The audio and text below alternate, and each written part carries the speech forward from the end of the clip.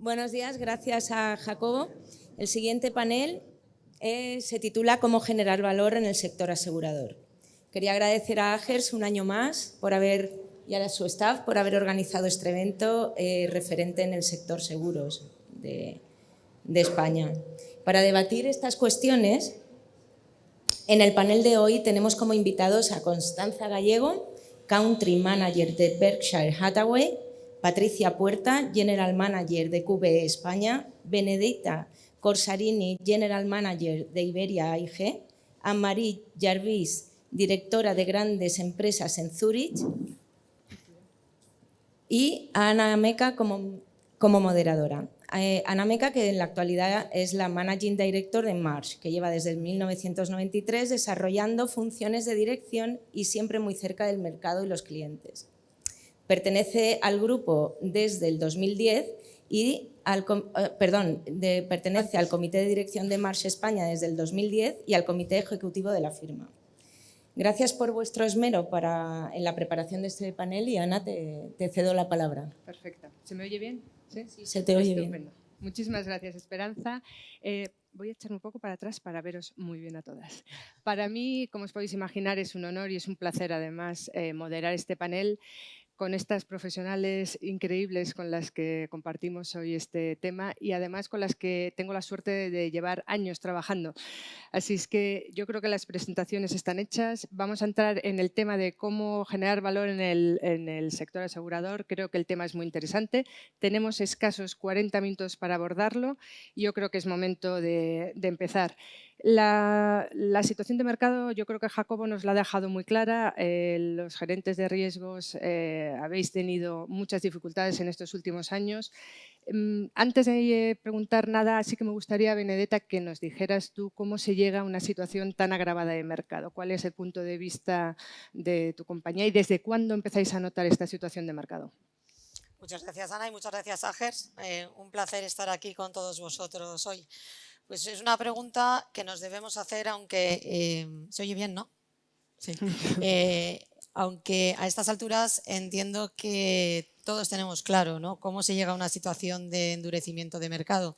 Pero a modo de reflexión y de repaso, y sobre todo si nos sirve para anticipar otra situación parecida, que no sabemos, como decía Jacobo, lo que pueda pasar en el 23, en el 24, en los años siguientes, eso nadie lo sabe, ¿no? Pero todos sabemos cómo funcionan los ciclos de mercado duro, mercado blando, y tradicionalmente estos ciclos de mercado han durado entre 5 y 7 años. Lo que nos ha ocurrido esta vez es que nos hemos enfrentado al ciclo blando más largo de la historia que recordemos. Y consecuentemente, después de tanto ciclo blando, tenía que llegar un endurecimiento. Lo que quizás no hemos sido capaces como sector es de anticiparlo, de identificar las primeras señales de alarma y de actuar en consonancia con esas señales de alarma. Nosotros, la verdad, en AIG fuimos, si no el primero, de los primeros, y me acuerdo de pasar meses y meses explicando el por qué teníamos que cambiar los términos y condiciones, el reunirnos con los clientes, compartir todos los datos que teníamos, y nos enfrentábamos a ese gran reto que nos decían: es que el resto del mercado no sigue, es que el resto del mercado no está endureciendo, ¿no? Pero nosotros lo tuvimos claro que en el 18 ya tenía que cambiar la situación. Y empezó la agravación de la situación, empezó obviamente en Estados Unidos, en Reino Unido. Yo creo que aquí en España estábamos relativamente todavía tranquilos porque no veníamos esas señales. Muchas veces pensábamos en el lujo que tenemos con el consorcio y las pérdidas catastróficas que no impactan las cuentas de resultados. Pero obviamente estamos operando en un entorno global.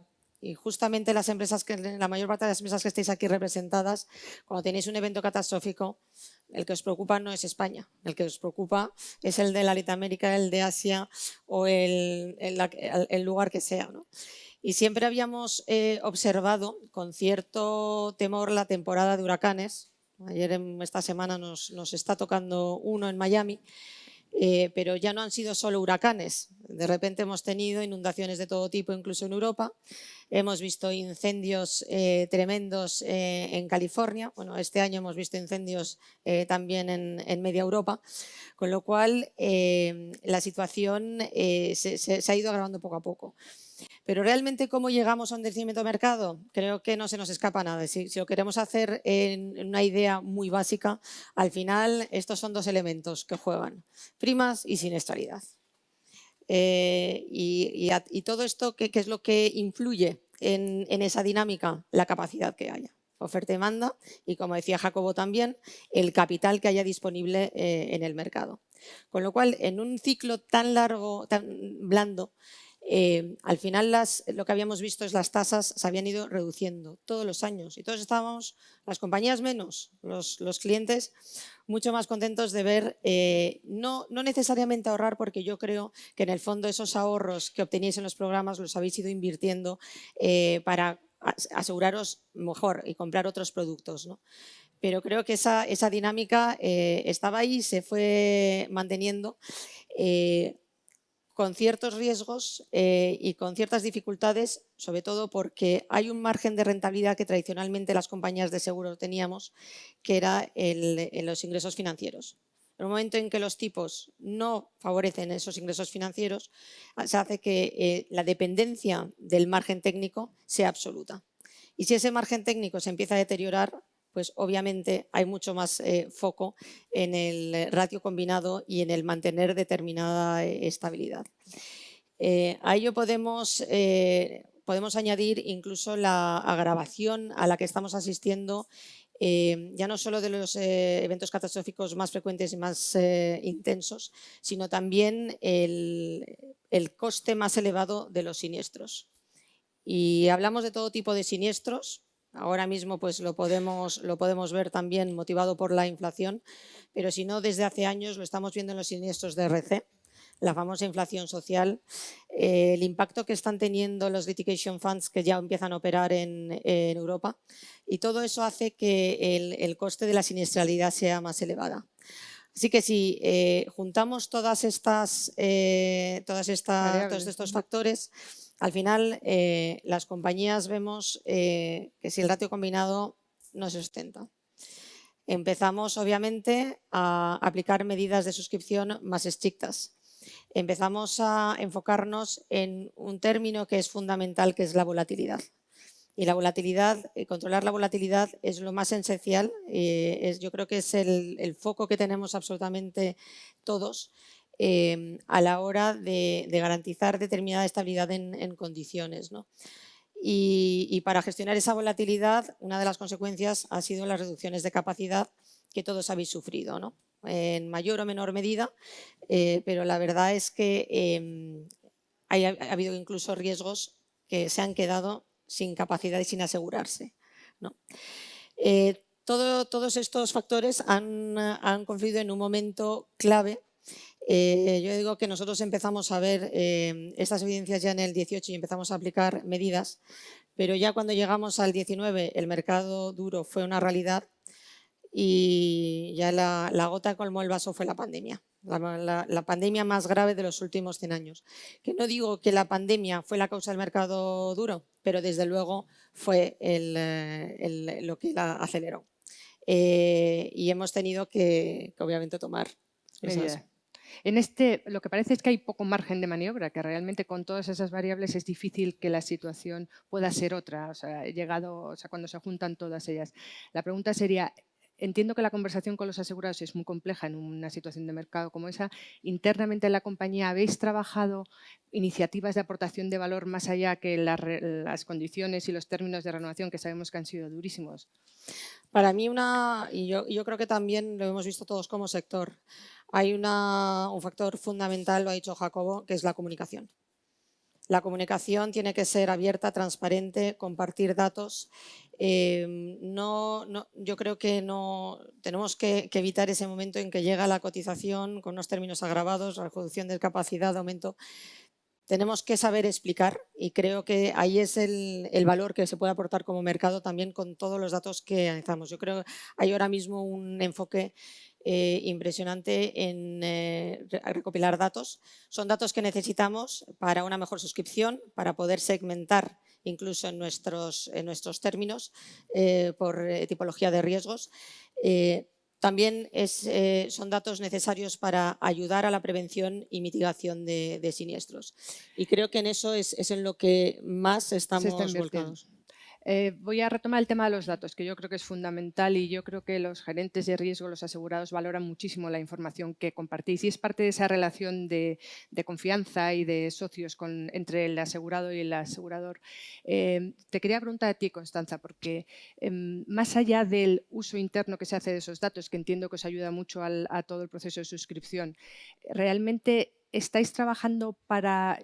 O sea, yo tengo la idea de lo que dice Benedetta, que es una política general, estar invirtiendo en tener bases de datos de calidad, pero más allá de que os sirvan a vosotros para el análisis y el proceso de suscripción interno, ¿estáis trabajando en compartir esos datos de forma proactiva con los asegurados? O sea, realmente datos de sector, datos de rentabilidad de la cuenta, datos de siniestralidad. ¿Es un tema en el que estáis trabajando? Buenos días a todos, encantado de estar aquí también. Si consigo estarme quieta en la banqueta, porque nos avisaron venir vestidos adecuadamente, pero no que los vestidos se iban a deslizar en las banquetas. Entonces estoy como, ¡buah! Si consigo quedarme quieta y pensar en las ideas, bueno, bromas aparte, desde luego importantísimo. Yo creo que mejorar el trabajo de suscripción, y lo ha mencionado Benedetta, no redunda solo en beneficio de las aseguradoras. Desde luego, mi opinión y mi perspectiva es que un mejor trabajo de suscripción tiene que redundar en beneficio de los clientes, sin ninguna duda. Aquí estamos hablando de suscripciones muy personalizadas, ¿no? De riesgos grandes, medianos grandes, no estamos hablando tanto de suscripciones automáticas.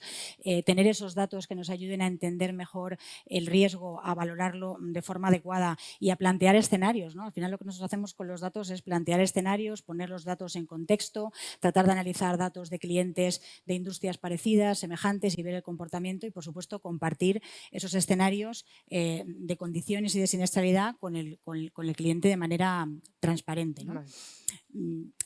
Desde luego los datos siempre han formado parte del ADN de la industria aseguradora. Lo que pasa es que hasta hace muy poco todos recordamos la figura del actuario, ¿no? de los seguros, que era la persona que manejaba los datos y que estaba en poder de esos datos, ¿no?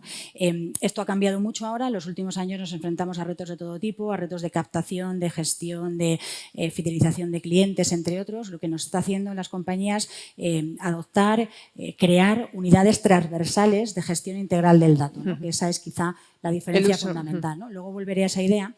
Mencionaba Benedetta en qué nos ayudan los datos, ¿no? Bueno, nos ayudan a todo. Realmente es alucinante la cantidad de aplicaciones que tienen los datos. Nos ayudan a conocer mejor nuestras carteras, conocer mejor nuestros clientes, conocer mejor los segmentos en los que trabajamos. Nos ayudan a acortar y a mejorar los tiempos de respuesta, porque cuantos más datos tenemos de la respuesta que damos, mejor somos capaces de solucionar la respuesta. Nos ayudan a una mejor gestión de siniestros también, ¿no? Porque cuantos más datos tenemos, nosotros, por ejemplo, en nuestra compañía tratamos de recopilar toda la información de siniestralidad, de los riesgos que suscribimos y de los que no. O sea, los que entran en nuestra mesa y por la razón que sea nosotros no terminamos suscribiéndolos, todos esos datos los procesamos de igual manera, porque cuanto más grande y potente es nuestra base de datos, en mejor situación estamos de pronosticar qué es lo que va a pasar, ¿no? A este efecto de siniestralidad yo sí he observado en los últimos años un cambio que a mí me parece radical. Y pensad que hasta ahora, y todavía seguimos fundamentando mucho la suscripción en la experiencia, que ha pasado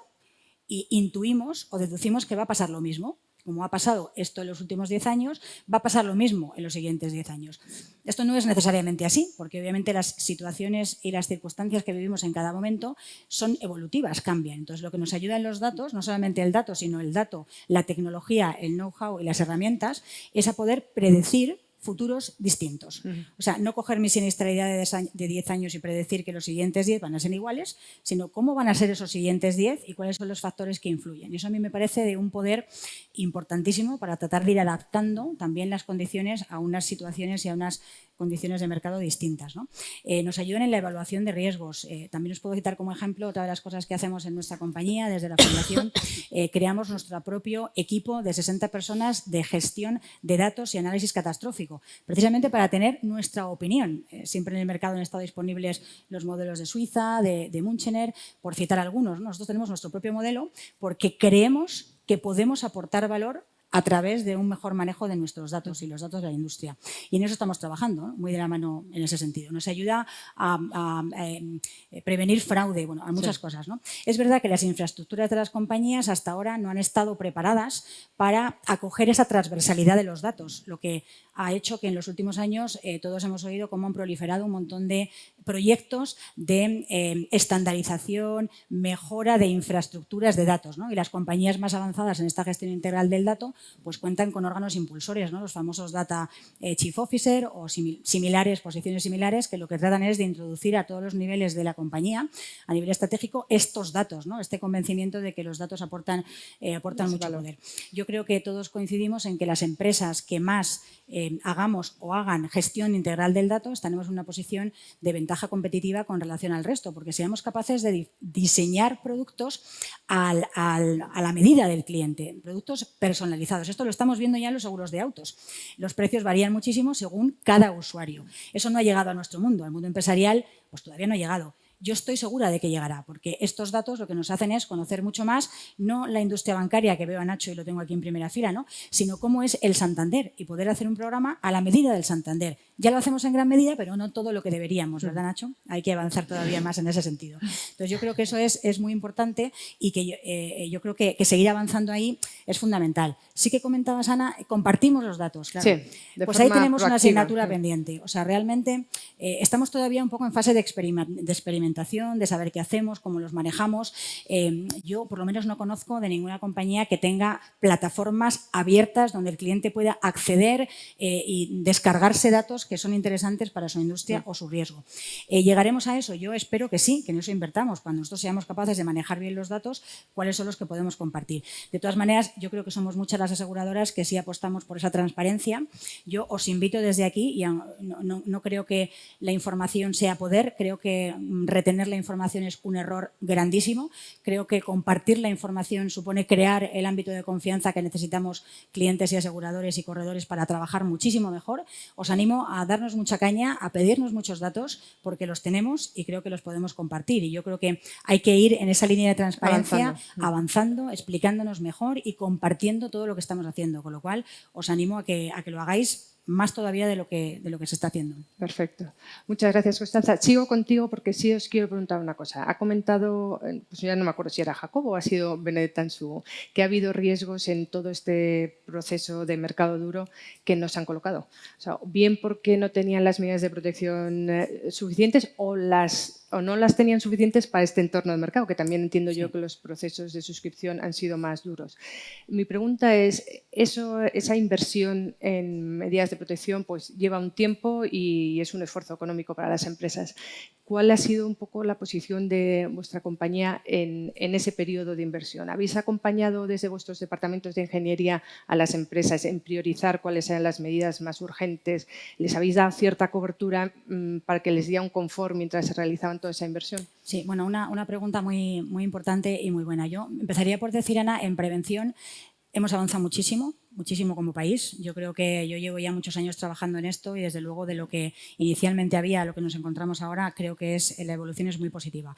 Pero también es cierto, cuando uno trabaja fuera de España y tienes otras experiencias, cuando comparas estándares de calidad de industrias parecidas, bueno, estamos todavía lejos. Estamos todavía lejos y, de hecho, pensad que muchas aseguradoras internacionales, pues nuestros estándares de calidad al final también son internacionales y al final hay que adecuarlos a cada país, pero vemos muchas diferencias todavía en algunas industrias, con lo cual creo que hay que seguir haciendo muchísimo camino en prevención, muchísimo camino en seguir invirtiendo en mejora en la calidad de las instalaciones. Volviendo un poco más a la pregunta que me hacías, bueno, nosotros lo que estamos tratando de hacer es identificar los mínimos por debajo de los cuales entendemos que un riesgo es inasegurable y explicar los motivos, ¿no? Hablo quizá más de una perspectiva de daños, quizá Benedetta también te referías a líneas financieras, otros donde la capacidad o no se debe quizá a otro tipo de gestiones, ¿no? Pero si hablamos más de un entorno de daños, yo creo que efectivamente se han hecho muchas mejoras, creo que hay que seguir trabajando, pero desde la perspectiva de daños lo que hacemos es, como te digo, establecer unos mínimos. Por debajo de esos mínimos es inasegurable. A nosotros no nos valen, y perdonadme que os lo cuente tan claramente, ¿no? Es que vamos a invertir, ¿no? Pero no ha hecho esto, pero es que lo va a hacer. Bueno, pues cuando lo haga que vuelva. ¿no? Francamente lo digo, o sea, realmente creo que hay que ser consciente y crear esa confianza desde las dos partes, ¿no? Y ver que realmente existen esos planes de inversión que se están haciendo. Si eso es así, lo si que pasa eso que es así, es duro. Lo que pasa es que es duro, duro, lo sé, porque efectivamente. es dinero, pero al final se trata de, bueno, es un presupuesto y al final hay que jugar con todas las partidas presupuestarias, ¿no? Establecidos los mínimos, claro que podemos acompañar al cliente. Si nosotros sabemos, confiamos y tenemos la certeza de que hay un plan de mejora que se está implementando, lo que hacemos es un plan flexible de aseguramiento. Es decir, inicialmente empiezas en unas condiciones A y a medida que las medidas se van implementando, pues terminamos en unas condiciones pues, más favorables en cuanto a franquicias, en cuanto a retención, ese tipo de cosas, ¿no? Lo estamos haciendo, nos gusta mucho trabajar en esa línea. Nosotros también en nuestra casa apostamos mucho por servicios de ingeniería propios que ayuden a la suscripción y yo creo que estas dos ideas, ¿no? Tenemos que seguir trabajando, seamos claros, honestos con los planes que hay en vigor, seamos transparentes y hagamos programas de seguro acordes y flexibles en el tiempo a eso, ¿no? Pero sí creo que lo hacemos. Muchas gracias. Vamos a cambiar de tema y vamos a hablar de las soluciones alternativas de colocación. Estamos hablando de las cautivas, que ya hemos mencionado, Alternative Risk Transfer, soluciones que de alguna forma sean más competitivas a la hora de colocar. Me voy a dirigir a ti, Anne-Marie, porque además tú has escrito un artículo recientemente para Agers en el que defiendes el uso de celdas y cautivas como soluciones más eficientes de colocación para los gerentes de riesgo. Pero yo tengo dos preguntas para ti. La primera sería si realmente el mercado asegurador está preparado para acompañar a los clientes en esta colocación algo más sofisticada y después si es una realidad. O sea, si no se ha forzado un poco el tema porque realmente hay riesgos que no son asegurables o que merecen esas retenciones altísimas y no tiene sentido que eso se vayan a una estructura de colocación diferente porque es que hay un cierto necesidad de resignación porque esas van a ser sus condiciones, o realmente sí, ya hay muchas más compañías preparadas para hacer esa transición hacia soluciones más sofisticadas. Y la segunda pregunta sería cómo ves al mercado español comparado también en esa iniciativa de buscar esas soluciones comparada con otros mercados maduros. Ok, buenos días a todos. Encantada de estar aquí en Agers con todos vosotros, ¿no? Es una buena pregunta. Es un tema muy amplio.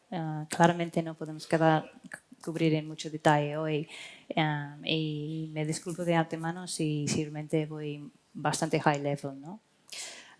Primera cosa, creo que las soluciones de transferencia alternativa, que es justo lo que estaba haciendo Jacobo, son una realidad en nuestro día a día y necesitamos utilizarlos en un momento cuando el mercado realmente está siendo excepcional. Es una solución realmente desde el punto de vista de una aseguradora que muestran el interés, la confianza del propio cliente en su gestión de riesgo y además de su crianza en las acciones de protección y prevención que tienen en marcha, ¿no? Y son mensajes muy potentes desde el punto de vista de una aseguradora. En cuanto a sofisticación del mercado, para mí no es que cuestión de estamos en un mercado más sofisticado necesariamente hoy que existía hace años, ¿no? Yo pienso en Zurich y hemos estado llevando cautivas y celdas los últimos 30 años. Entonces hemos estado aquí hace mucho. Lo que estamos viviendo en este momento excepcional es la necesidad de utilizar todas las herramientas que han existido hasta ahora en el mercado, pero quizás no hemos estado realmente tocándolo porque ha sido bastante fácil encontrar una solución en cuanto a un seguro tradicional. Hay otros tipos que no son cautivos y celda, otros tipos de soluciones, como por ejemplo paramétricos. Ellos también son soluciones que han estado en nuestro mercado desde los finales de los años 90. Pero yo también veo una parte que sí que estamos siendo más innovadoras. Tenemos que ser más innovadoras para realmente cubrir todo lo que está ocurriendo. Cada día estamos viendo nuevas tecnologías, prototipos, nuevas circunstancias y realmente es necesario también hacer un poco de este pensamiento fuera de la caja, ¿no? Thinking outside the box, como decimos en inglés. Y por eso sí que estamos viendo otras soluciones como productos estructurados, donde realmente hay una base vinculada a soluciones financieras. Y creo que hay algunas aseguradoras que sí que están en condiciones y pueden hacer esto, especialmente las multinacionales, pero quizás no todo el mercado está en condiciones. Si pensamos también en otras soluciones que estamos viendo actualmente, pues justo este mes hemos visto una mutualización, ¿no? Hay una compañía que hemos estado escuchando que ha formado una mutua para cubrir ciberriesgos y Patricia, creo que vas a dar más notas después, así que allí paro. Y pues nada, creo que realmente estamos en un momento interesante. Pero esas soluciones alternativas no necesariamente son adecuadas para cualquier tipo de empresa, ¿no? Yo creo que lo más importante aquí es tener en cuenta que para tener esta solución alternativa, muchas veces el cliente está obligado a tener que asumir más de su propio riesgo, por lo cual no es realmente una solución para todo el mundo. Si pensamos un poco en... Perdón, déjame mirar aquí qué estaba diciendo, creo que es mejor. Hay que saber cuándo utilizar una solución alternativa y cuándo utilizar una solución tradicional, ¿no? Probablemente más importante no es la solución en sí, porque antes de llegar a la solución y cómo vas a cubrir algo, hay que realmente entender, independientemente del tamaño de un cliente, hay que entender su apetito de riesgo, ¿no? Y su tolerancia al mismo, porque si no entendemos esta parte, es muy difícil buscar la solución que un cliente realmente puede asumir.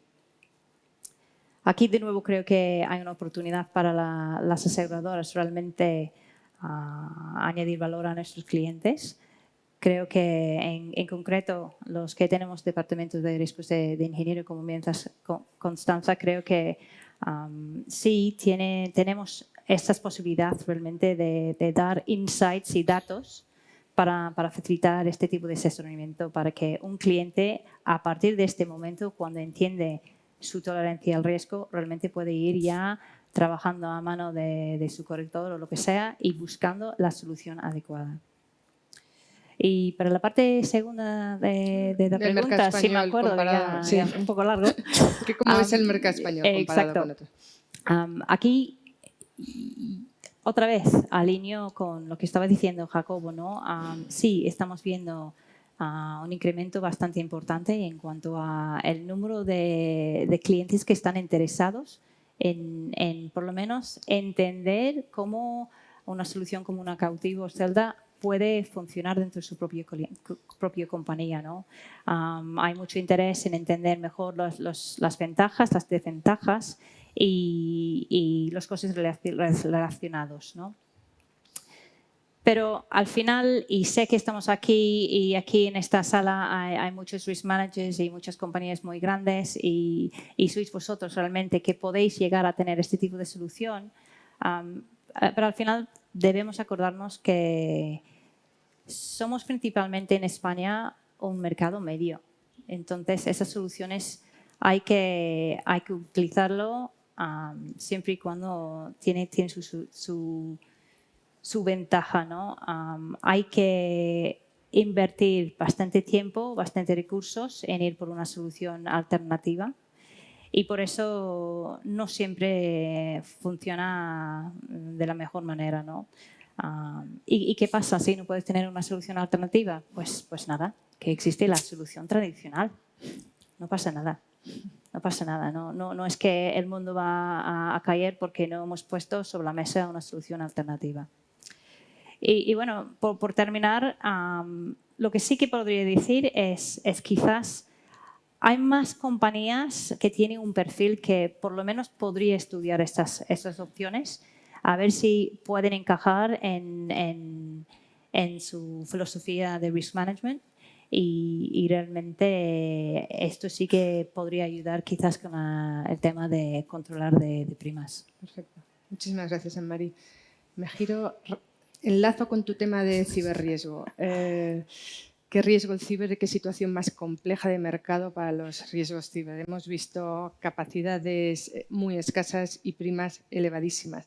Teniendo en cuenta que el ciberriesgo es transversal, desde luego, desde la parte del broker os decimos que llevamos mucho tiempo siguiendo ya no solo los condicionados que son de las pólizas que ya llamamos tradicionales, condicionados pues clásicos de ciberriesgo, sino más que eso, los lenguajes, os diría, restrictivos o incluso para eliminar cualquier cobertura de ciber de pólizas que no son de ciberriesgos. Son pólizas tradicionales que tenían cierta cobertura ciber y que hay una tendencia en el mercado de intentar reducir o eliminar.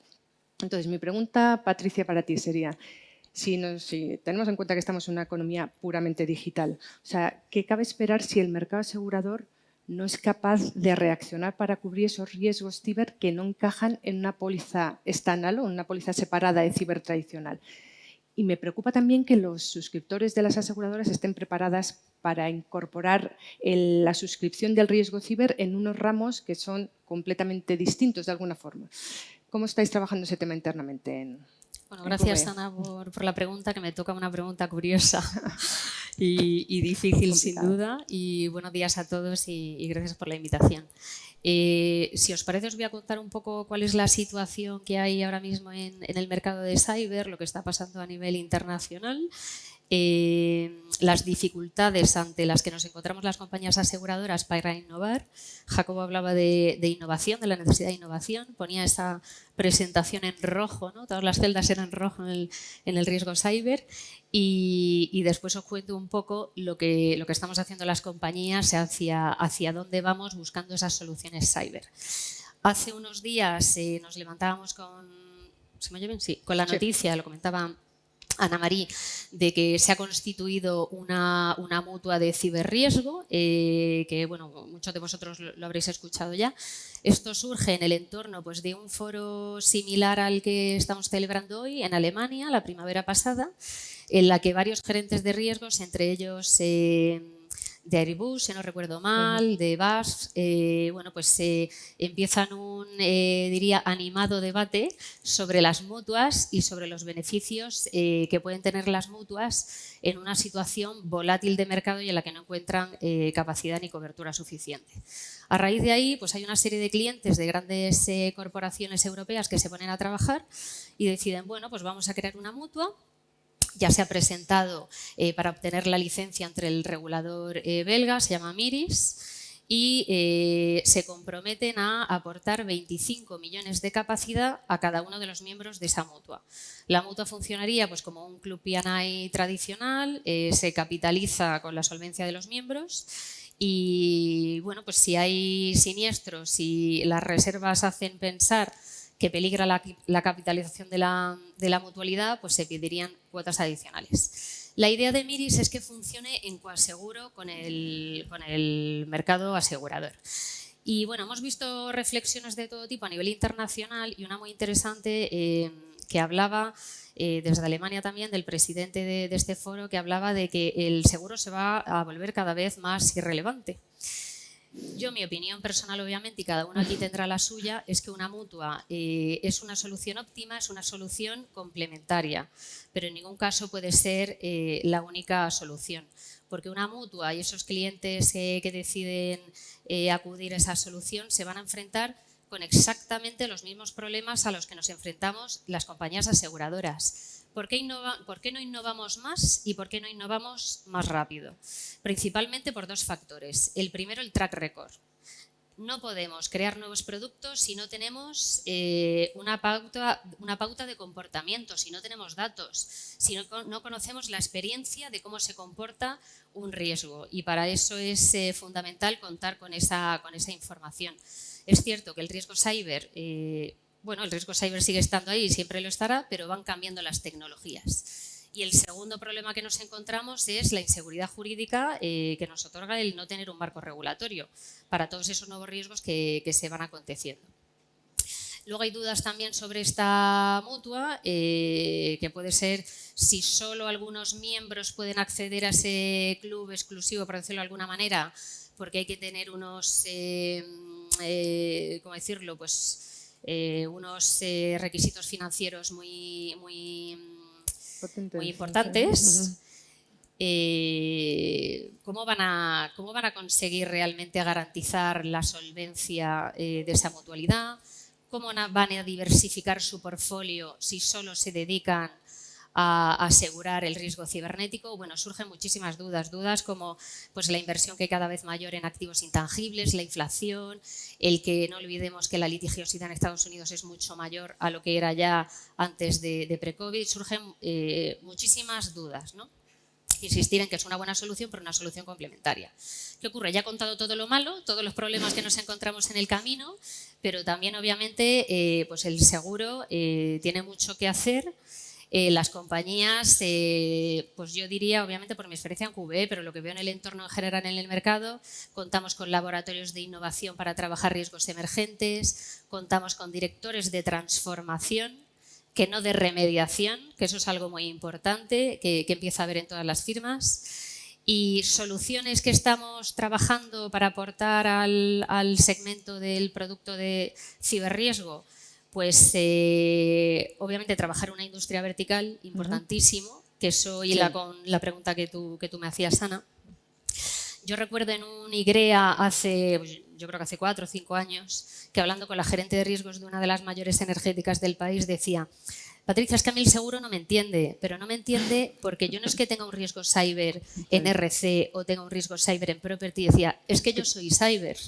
Y ahí lo explicaba de una manera muy gráfica. Necesitamos crear industrias verticales, necesitamos tener especialistas en todas las líneas de negocio que conozcan el riesgo cyber, que en esa dirección es la que estamos trabajando. Tener apoyo de una ingeniería muy especialista, la formación importantísima. Ahí los brokers, que veo por aquí muchos de vosotros, tenéis un papel absolutamente esencial. La pequeña y mediana empresa que decían Marí, que es la que compone el tejido empresarial de este país, muchas veces no tiene información de qué planes de seguridad tiene que tener implementadas. Igual que nos aseguraríamos una instalación que tiene materiales combustibles frente a un riesgo de incendio si no tiene rociadores, pues a lo mejor no podemos asegurar una empresa que no tiene un doble factor de autenticación en un riesgo cibernético. Y las relaciones a largo plazo, importantísimo, para controlar la volatilidad. Queremos dar los mejores términos y condiciones, pero tenemos que garantizar la rentabilidad, porque nuestra misión más importante como aseguradores es mantener la solvencia del sector asegurador. Y luego, obviamente, aparte de todo eso, en lo que estamos trabajando las compañías aseguradoras, pues un marco de colaboración público-privada. Sí, lo habíamos hablado. Coméntame un poco si crees que eso es un tema que ya está en marcha y hay conversaciones, o en qué nivel de avance está esa posible colaboración. Bueno, esto más que por el riesgo cibernético, surgió obviamente todas estas conversaciones a raíz del COVID, que obviamente todos sois conscientes de que ha habido muchísimas comunicaciones desde UNESPA, desde las instituciones, es necesario crear ese marco de colaboración público-privada para los riesgos sistémicos, y no olvidemos que el cyber y un gran siniestro catastrófico de ciberriesgo es un riesgo sistémico. Así que esas conversaciones existen, pero aquí la dificultad es que esa conversación se tiene que llevar a nivel internacional. Cuando se creó el consorcio, que es un buen ejemplo, en el 41, era una consecuencia de la guerra civil para asegurar el riesgo de motín. El riesgo estaba localizado, era un riesgo que teníamos en España. Ahora hablamos de un riesgo que es internacional, que corre rapidísimo, que innova, que cada día es nuevo, y ahí sí que será necesario, obviamente, una solución internacional. Perfecto, muchas gracias, Patricia. Vamos a cambiar radicalmente de tema y nos vamos a hablar de talento.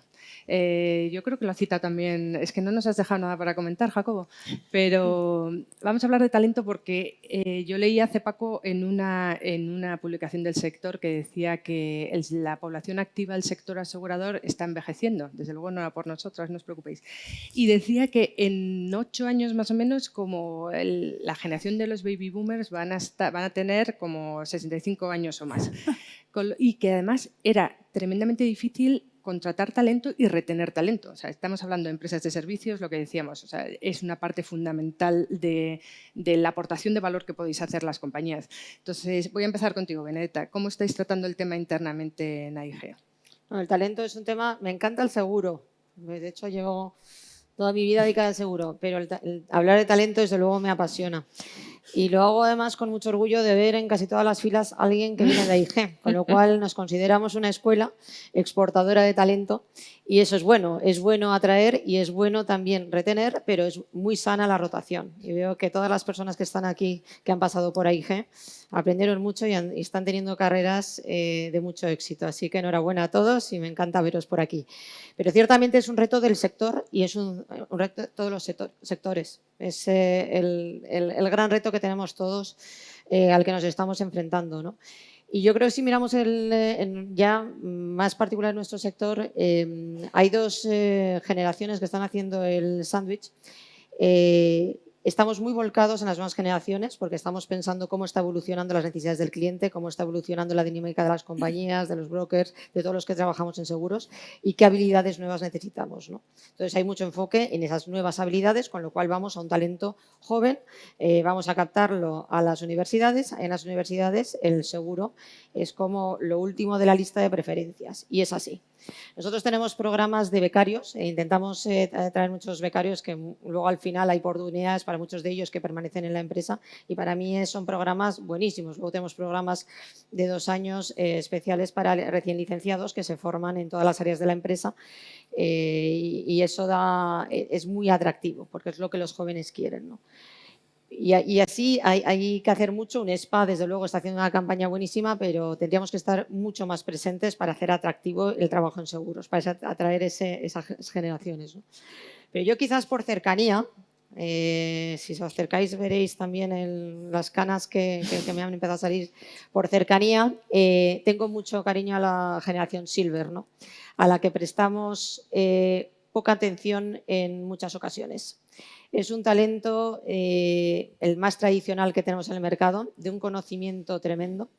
Y a mí se me rompe el corazón personalmente cuando veo gente salir porque solo han merecido después trabajar mucho, pero jubilados, y que no sigan enrolados en este sector. Porque la combinación del talento joven y de todo ese conocimiento acumulado en las personas que han estado trabajando toda su vida en seguros es lo que nos tiene que dar esa riqueza, ¿no? Y esa combinación intergeneracional.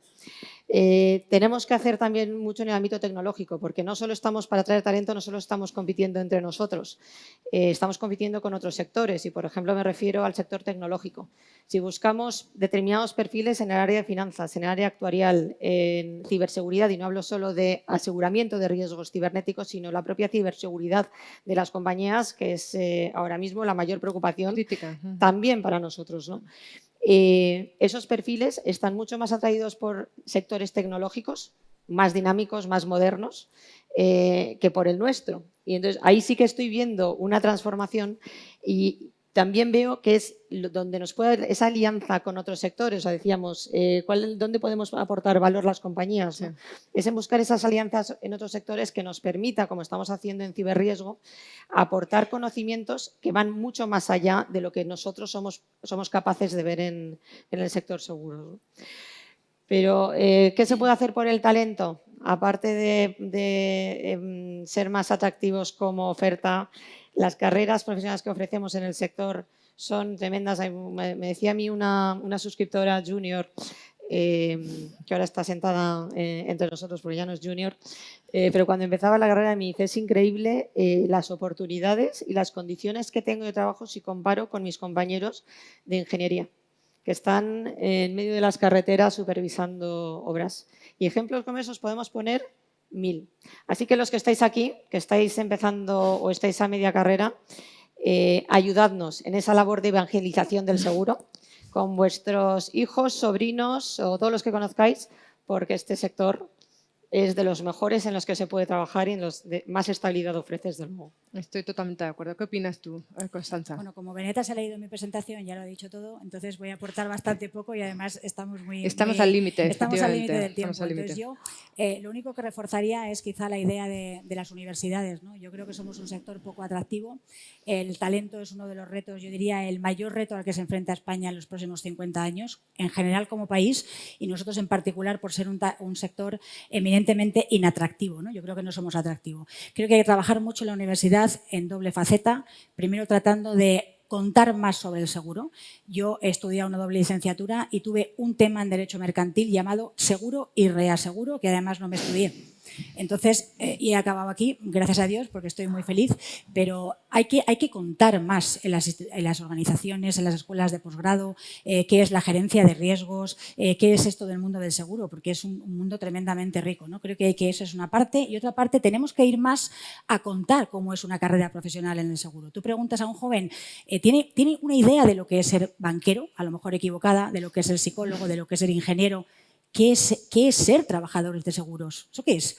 Nadie lo sabe explicar. De hecho, todos tenéis amigos que os dirán, ¿me lees la póliza de autos y me cuentas algo sobre...? Este sector es mucho más rico que eso, ¿no? Entonces, tenemos que ser capaces de, primero, creernos que trabajamos en uno de los sectores más atractivos que hay en este país y yo en general lo creo, soy una enamorada total del sector asegurador, lo seguiré siendo hasta que me retire y creo que esa pasión hay que trasladarla y hay que contarla y somos muy malos contando las cosas, somos muy endogámicos, nos robamos talento unos a otros, pero hay mucho talento fuera de nuestro sector que no estamos siendo capaces de atraer y creo que hay que hacer ese esfuerzo con muchas iniciativas, algunas tenía preparadas, pero yo creo que Ana no nos da tiempo, ¿no? Creámonos que somos atractivos, que somos interesantes y vendamos, por favor, lo que hacemos mucho mejor, ¿no? en todas las instancias. Se nos acaba el tiempo, Alicia. Sí, bueno, pues lamentablemente se nos acaba el tiempo. Muchísimas gracias a las 4 de nuevo, gracias a AGERS por habernos invitado. Ya sabéis todos que si tenéis cualquier pregunta o queréis dirigiros a nosotros a través de Alicia, estamos a vuestra disposición. Buenos días y que tengáis una buena jornada. Muchas gracias. Gracias. Gracias, Ana.